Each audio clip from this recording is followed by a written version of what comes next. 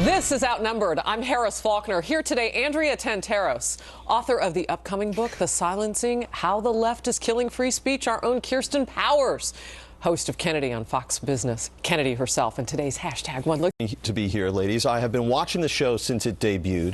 I totally get the concept. And I do, and that's why I'm so excited to be the one lucky guy.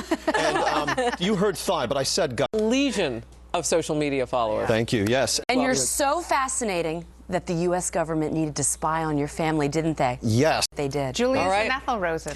No longer a covert operation.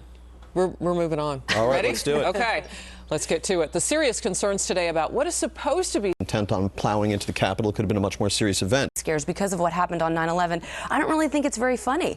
And I do pity the Capitol Police a little bit because they're used to looking for big threats in the air, or they're looking for ground threats, people on the ground. As James points out, this is a totally new front in security, these drones. And I just want to say, the A block of Outnumbered, sponsored in part by Cialis. Okay, so Kirsten, Nicely done. To piggyback off of what Andrea just said, this thing was as loud as a lawnmower. They're everywhere. To that point, and it's very curious that, you know, just to put a button on this, this speaks to a big. It's benign, but it could have been something. It's like this middle. James, I want to ask you about this because this seems like a potential major issue for her running for president. There's no all anymore.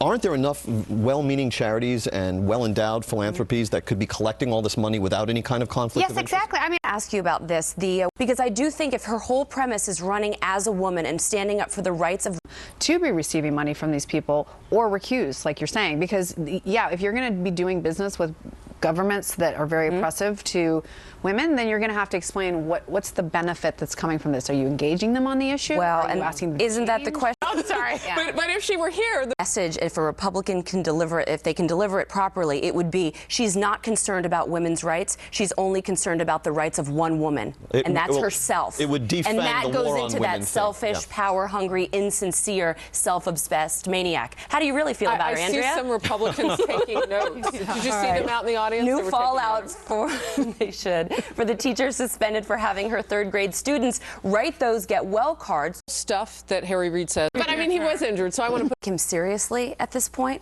I mean, I wouldn't have even dignified. He is the best, and I think a lot of people would like to. Yeah, he was the leader of the party. And you have, you know, For a decade. Harry Reid, who really cannot be civil, or honest or credible either. He's talking about his colleagues too. I mean, that's what you have to remember. Like what Mark Rubio is saying. Like he's talking about people that he works with. To your point, there is a malignancy about Harry Reid's commentary, no matter who he's discussing, and I think it's a lot of speculation in Washington. Maybe race has come up more than once with him because, you know, he was saying that the president's critics are largely to Harry Reid in this litany of statements over time. They're really excited or maybe relieved to see Harry Reid go. I think they're relieved to see him go. Definitely. Yeah. I mean, he has served them well in the sense of, I think, as a. Yeah.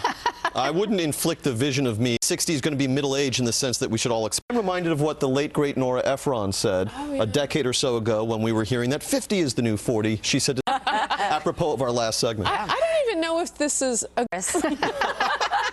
I mean, these women look great. If we're all aspiring to be better, why am I going to stand in the way of that, right?